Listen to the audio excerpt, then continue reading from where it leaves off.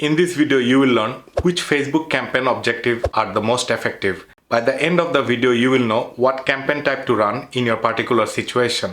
The most effective type of campaign is where conversion goal can be recorded on Facebook ad dashboard. Therefore, if you are an e-commerce brand, sales campaign objective with a purchase event would be the way to go. If you are generating leads and using a landing page and a thank you page, lead ads is the way to go. Both of these campaigns are conversion campaigns and the pixel will track the goal. For the next case, let's consider if you're sending traffic to a YouTube page or Amazon page. In this scenario, we cannot do a conversion type campaign. The only option available here is traffic campaign. We will not be able to track how many people are visiting the YouTube page or Amazon page and what action they are taking there.